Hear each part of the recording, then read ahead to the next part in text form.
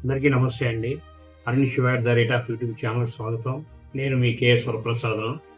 ఈరోజు మీకు వీడియోలో ఈరోజు మనకి వినాయక చవితి.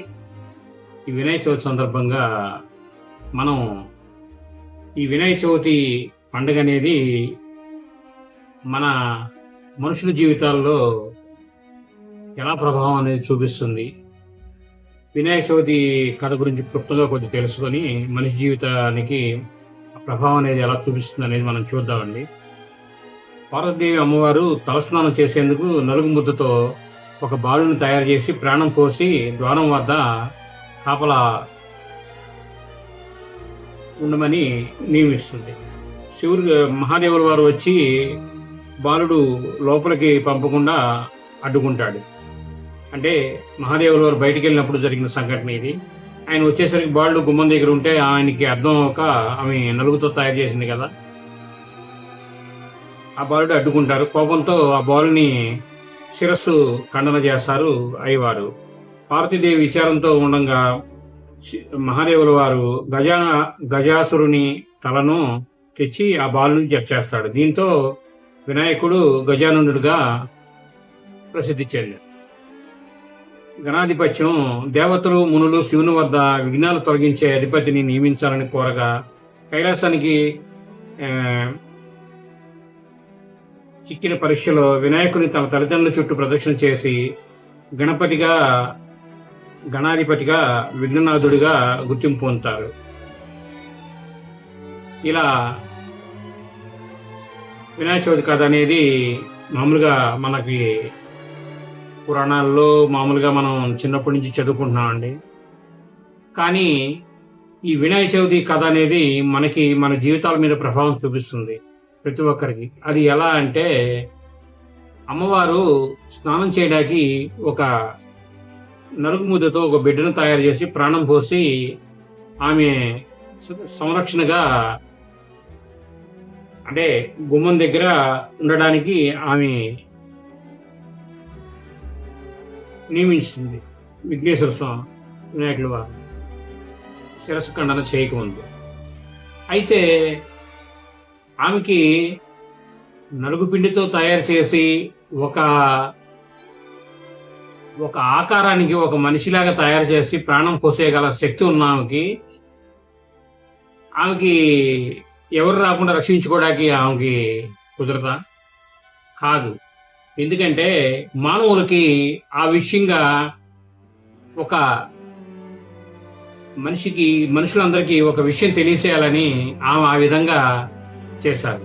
అదేమిటంటే, ఆడవారికి రక్షణగా మగవారు అనేది ఉండాలి.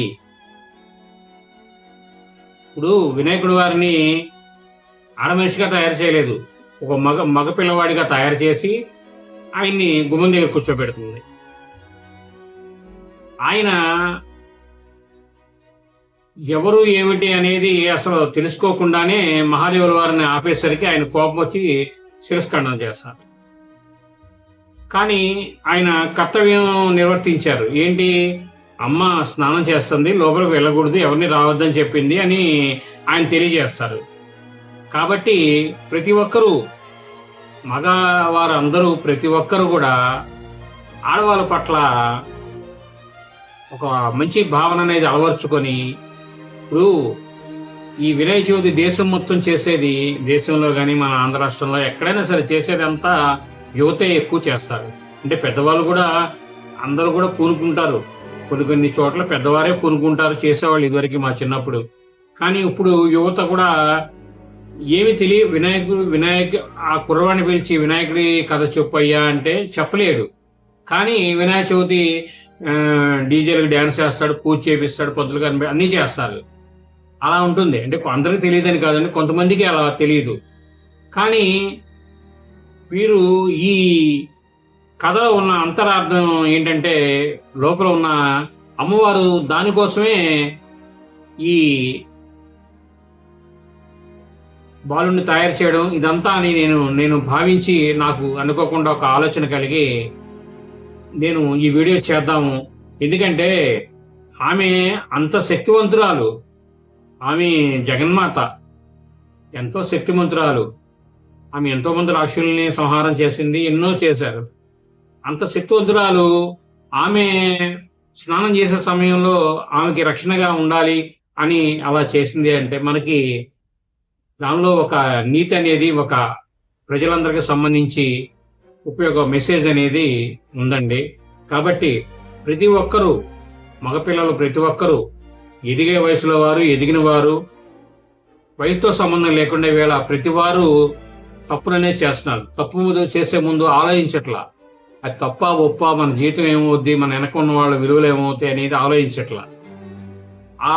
కేవలం ఏదో క్షణికావేశంలో తప్పులు చేసి జీవితాంతం బాధపడుతున్నారు. కాబట్టి ప్రతి ఒక్కరూ వినాయకుడిని విఘ్నేశ్వర స్వామి వారిని మనం ఎలా కొలుస్తున్నామో, ఆయన ఎందుకు నియమింపబడ్డారు, మనం అమ్మవారు మనకి ఈ విధంగా మనకి ఆజ్ఞ అనేది ఇచ్చింది. ఎందుకంటే మహిళల్ని సంరక్షణగా మీరు ఉండండి అయ్యా, మగవారంతా సంరక్షణగా ఉండండి. అది భర్త రూపంలో అవని, తమ్ముడు రూపంలో అవని, ఎవరైనా అవని, ఎవరైనా సరే ఆడవారికి రక్షణగా ఉండాలి అనేది ఆమె ఈ పండగ రూపంలో ప్రజలందరికీ తెలియజేస్తుంది. నా భావనగా నేను చెప్తున్నాను.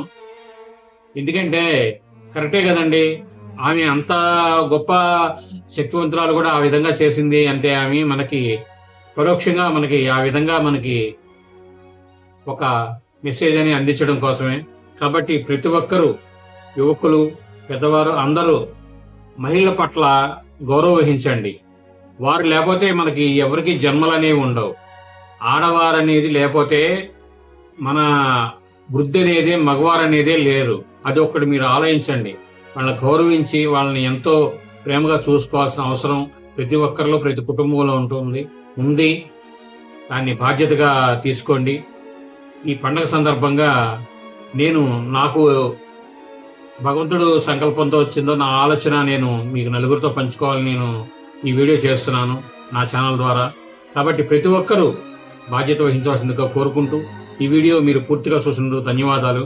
మేము మరిన్ని వీడియోలు చేయడం కోసం లైక్ చేయండి, షేర్ చేయండి, తప్పకుండా సబ్స్క్రైబ్ చేసుకోండి మీరంతా. Thank you.